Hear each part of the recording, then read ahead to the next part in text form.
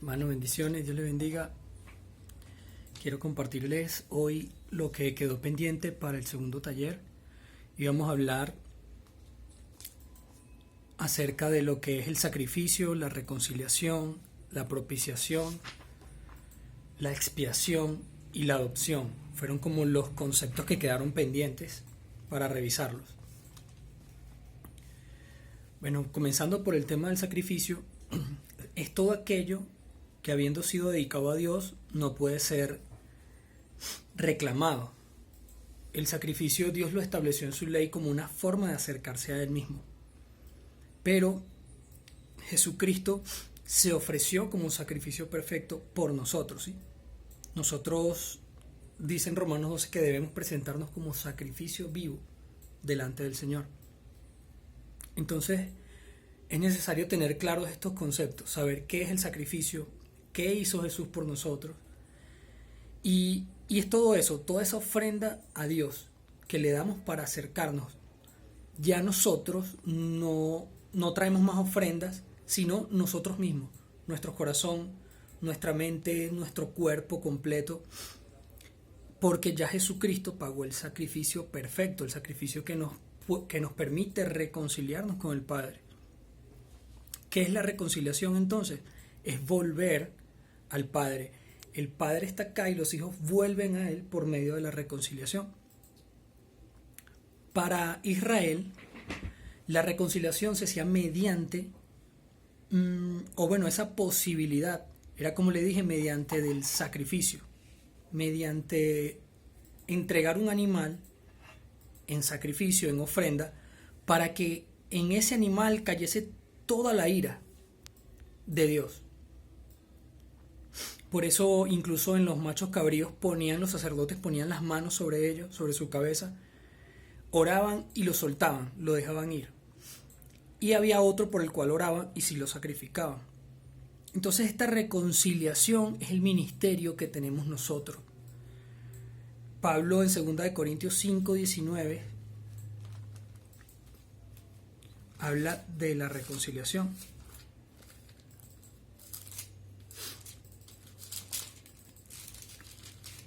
Él dice, y todo esto, leo desde el 17, dice, de modo que si alguno está en Cristo, nueva criatura es, las cosas viejas pasaron, y aquí que todas son hechas nuevas. Y todo esto, toda esta bendición de poder ser una nueva criatura, de estar en Cristo, de que las cosas viejas pasen, todo esto proviene de Dios, quien nos reconcilió consigo mismo por Cristo. Y nos dio el ministerio de la reconciliación, que Dios estaba en Cristo reconciliando consigo al mundo, no tomándole en cuenta a los hombres sus pecados, y nos encargó a nosotros la palabra de reconciliación. Así que somos embajadores en nombre de Cristo, como si Dios mismo, fíjate la diferencia, cuando salimos a evangelizar, uno sale a evangelizar con lo que uno cree que puede decir, con lo que uno piensa, con lo que uno escuchó de alguien. Pero dice el apóstol Pablo, como si Dios mismo rogase por medio de nosotros, y dice, les rogamos en nombre de Cristo, reconcíliense con Dios. Pablo lo presenta como un ruego que está haciendo Dios por medio de nosotros. Dios le está diciendo a la gente, no voy a tomar en cuenta tus pecados. Lo dice aquí en el 19. Dice, no tomándoles en cuenta a los hombres sus pecados, sino rogándoles, reconcíliense con Cristo. Reconcíliense con Dios, con el Padre, a través de Cristo, a través del sacrificio. Entonces, cuando nosotros vamos a llevar el mensaje, como lo conversábamos en la reunión pasada, no lo vamos a llevar ni señalando, ni juzgando, ni condenando, sino que es un ruego que hay en nosotros. Fíjate, nosotros podemos llevar el mensaje como cada quien quiera, pero cuando es Dios a través de nosotros hablando, la persona siente la diferencia. La persona siente que hay algo diferente, siente que es una esencia que está dentro de nosotros, y la persona finalmente termina aceptando el mensaje. Porque es Dios mismo a través de nosotros. Pero si yo quito a Dios y voy con toda mi carga y mi molestia de que este poco de pecadores igual no se van a arrepentir, yo vengo a perder mi tiempo, si vamos con esa otra mentalidad, obviamente nadie se va a convertir porque no es Dios hablando, sino nosotros, nuestro ego, nuestra altivez, nuestra autosuficiencia, porque creemos que vamos a una iglesia, somos salvos. No es nada de eso. Pablo nos está enseñando que por medio de la reconciliación nosotros podemos ser utilizados por Dios para esa reconciliación. Dice, al que no conoció pecado, en el verso 21, por nosotros lo hizo pecado, para que nosotros fuésemos hechos justicia de Dios en él. Entonces, vamos a hacer un recuento. El sacrificio es la ofrenda, ¿sí? La ofrenda que le damos a Dios. El sacrificio perfecto fue el de Jesucristo. Ya nosotros nos presentamos como ofrenda agradable, ¿sí? No ofrenda por expiación para el pecado, sino una ofrenda agradable para Dios. La reconciliación es volver al Padre. A nosotros se nos ha designado el ministerio de la reconciliación. Romanos 5:10 tiene algo súper importante. Dice, porque si siendo enemigos fuimos reconciliados con Dios por la muerte de su Hijo, mucho más estando reconciliados seremos salvos por su vida. O sea, dice, si siendo enemigos fuimos reconciliados. O sea, nosotros vamos a llegar a tocar o a hablar con mucha gente que prácticamente están de espaldas a Dios, prácticamente muchos enemigos de Dios. Pero aquí dice, fuimos reconciliados. Es decir, Dios pasó por alto mi rebeldía, mi pecado, mi iniquidad, pasó por alto todo eso simplemente para darme el perdón. Es como cuando uno discute con alguien o pelea con alguien, ya no te interesa el problema, no te interesa lo que pasó, te interesa es solucionar eso que se rompe, remendarlo, taparlo, cubrirlo, sanarlo, cualquiera, pero que no haya más esa división, y es lo que Dios anhela, que no haya más división entre Dios y el hombre. Entonces, hablando acerca de la justicia es el hecho de que Dios simplemente diga, a ti te veo, te declaro justo, no porque nosotros los merezcamos, sino por nuestra fe en Cristo. ¿En qué? En que Él hizo el sacrificio perfecto y gracias a ese sacrificio nosotros somos herederos del reino, somos coherederos juntamente con Cristo. Entonces eso nos une a Dios, y tener fe en eso es lo que a nosotros nos lleva a ser adoptados como hijos de Dios, a entrar en el reino de Dios, no a ser evangélicos, sino a entrar en un reino, ¿sí? Entonces la justicia es la que Jesucristo nos da. Jesucristo pagó la cuenta, ¿sabes? Imagínate que vamos todos a la pizzería de Darío y todo el mundo come y de repente Darío dice, yo pago la cuenta. Él pagó la cuenta por nosotros, ya nosotros no debemos nada. Entonces la justificación es que te dicen, tú ya no debes nada, tú ya no tienes ninguna deuda con Dios. Entonces, ¿qué ocurre? Cuando Dios paga por nosotros, eso se llama redención, ¿sí? ¿Qué es la redención? Es el pago por un rescate. En la ley de Israel, las personas podían empeñar algo, podían obtener una deuda, endeudarse con un acreedor, y de repente la persona no pudo pagar. Entonces la ley del hombre decía, bueno, agarra a la familia y llévatela como esclavo. Pero si hay un familiar de esas personas, familiar cercano, tiene el dinero y dice, yo pago la deuda de mi primo, por ejemplo, yo voy a pagar la deuda de mi primo para que no se lo lleven preso como esclavo.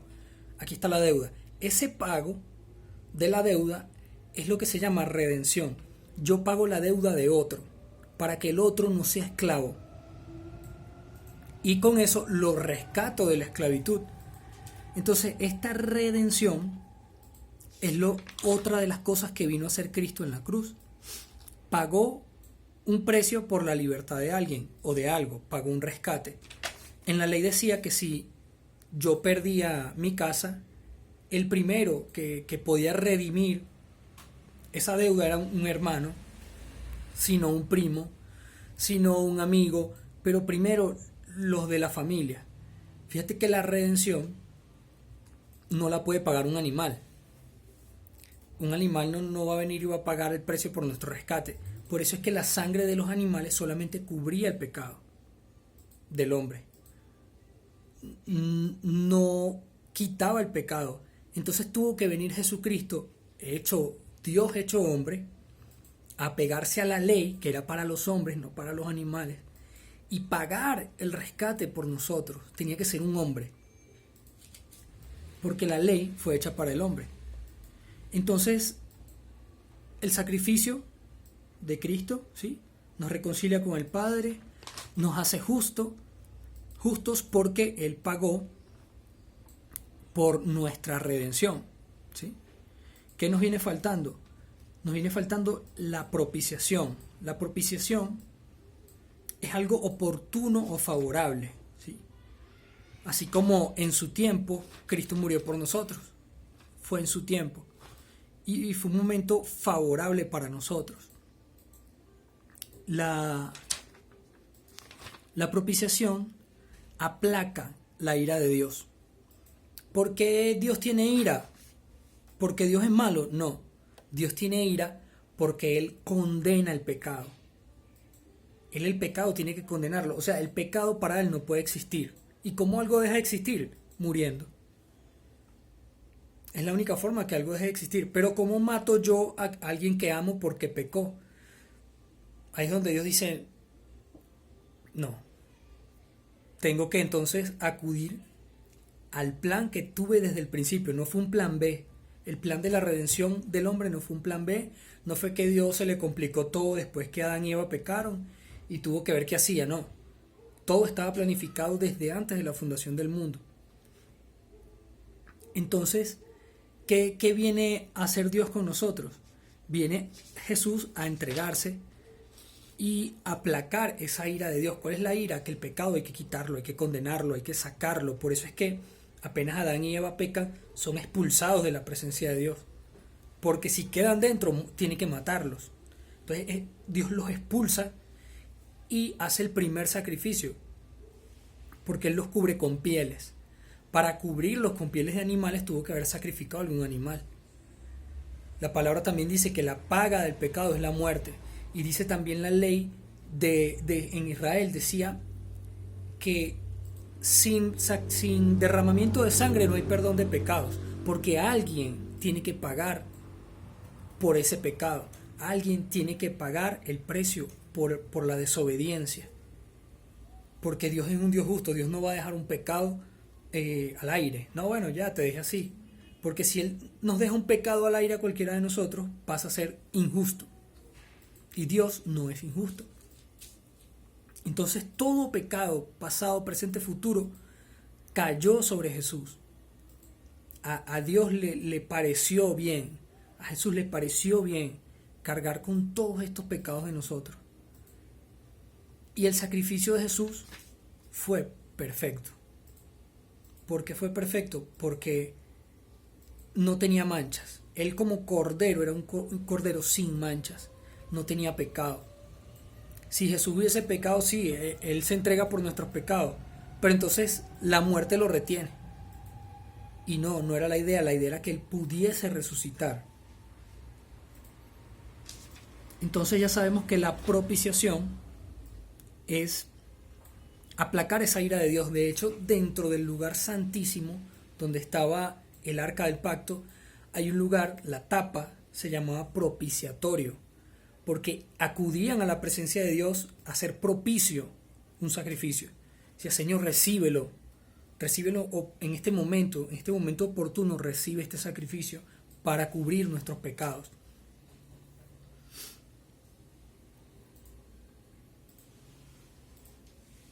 Ya hablamos de lo que es la redención, y la expiación es cubrir en su totalidad. Expiar es borrar la culpa mediante un sacrificio.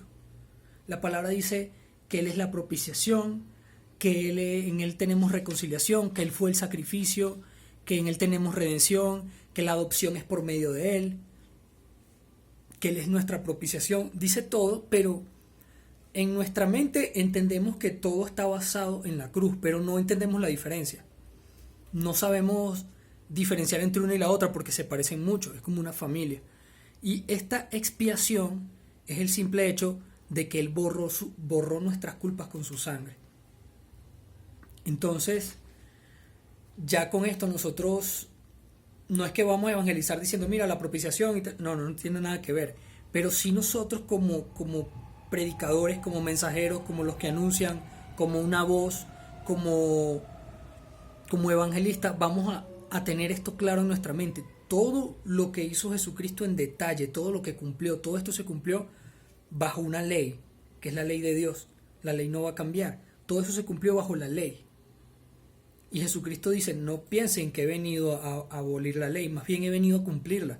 He venido a darle el cumplimiento que nadie le ha dado.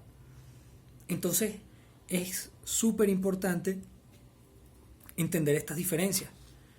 Está la adopción. ¿Qué es la adopción? Es el simple hecho de tomar a alguien que no es tu hijo y darle el lugar de un hijo. Es tomarlo y que ocupe la posición de hijo. En Efesios 1, del 4 al 5, esto se aclara mucho, dice, leo desde el 3. Bendito sea el Dios y Padre de nuestro Señor Jesucristo, que nos bendijo con toda bendición espiritual en los lugares celestiales en Cristo. En Cristo, o sea, dentro de Cristo. Según nos escogió en Él. Es decir, el Padre nos escogió en Cristo. Antes de la fundación del mundo, para que fuésemos santos, es decir, apartados para Dios, y sin mancha delante de Él. En amor. Súper importante.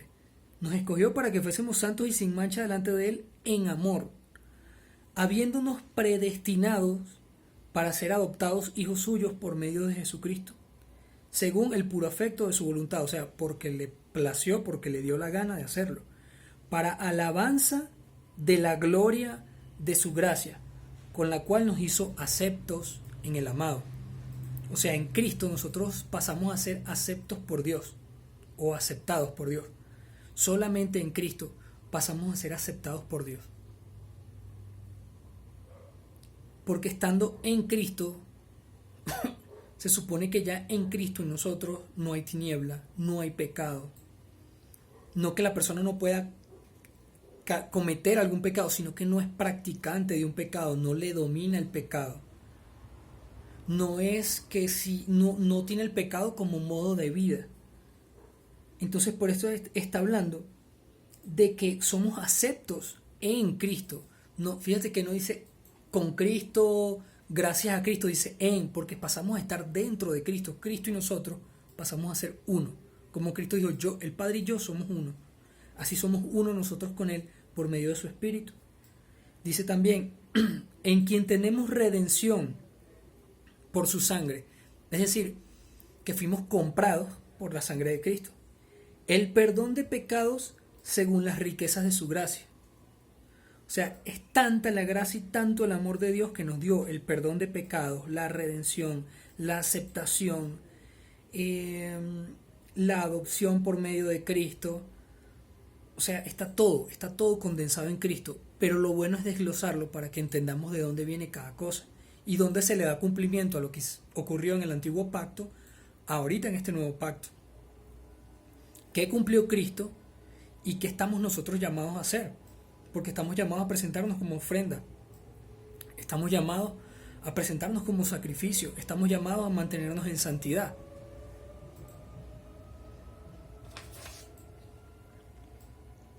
Entonces, estos son apenas los conceptos preliminares que teníamos para el día de hoy.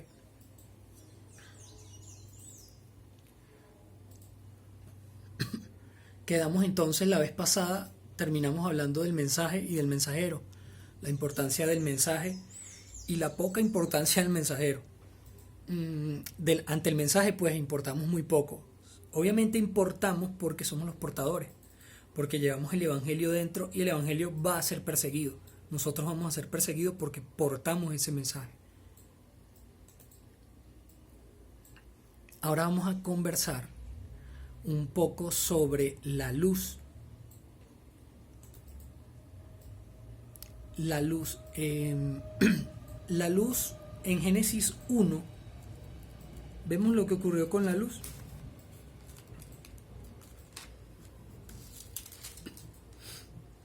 El Señor simplemente comenzó a crear todas las cosas. Y dijo Dios, sea la luz, y fue la luz, y vio Dios que la luz era buena. Separó Dios la luz de las tinieblas. La luz, en primer lugar, nosotros somos luz, ¿no? La luz no avergüenza. El Señor no expuso la luz, no manifestó la luz para exponer el desorden o la tiniebla de la creación, sino para traer orden. ¿Sí? No fue para avergonzarla, sino para ordenarla. Entonces, nosotros como portadores del mensaje y como luz, no estamos llamados a avergonzar a nadie, ni a condenar, ni a señalar, ni a juzgar a las personas por su condición de tiniebla. Todos hemos estado en tiniebla en algún momento. Y así como Cristo nos aceptó, quizás mucha gente no nos aceptó al principio, pero como Cristo nos aceptó, así nosotros debemos aceptar a las personas con las que les vamos a compartir este mensaje. Personalmente yo trato que la persona nunca sienta que hay un estatus, o que es que yo no peco nunca y soy santo, santorum, y ellos sí son unos pues pecadores mediocres. No. Yo creo que una de las fortalezas del evangelista es que puede crear una empatía con las personas. Y es decirle, mira, pues somos iguales. Ok, ¿en qué sentido? Somos personas, somos seres humanos, yo no soy un extraterrestre. Ambos tenemos debilidades, pero a mí Cristo me pudo hacer libre de esas debilidades. Y ya yo no soy esclavo del pecado ni del temor. Entonces, cuando la persona siente que hay alguien que les comprende, abren su corazón. Por eso es que Hebreos dice, no tenemos un sumo sacerdote que no pueda compadecerse de nosotros, sino uno que fue tentado en todo, pero sin pecado. Está diciendo, mira, es semejante a ustedes, pero sin pecado. Se parece a ustedes, pero no tiene pecado. Lo mismo es lo que nosotros debemos humanamente tratar de emitir, de compartir con las personas. Mira, somos iguales. Yo no es que estoy transfigurado aquí, no es que mi cuerpo no es de carne y hueso, no es que no tengo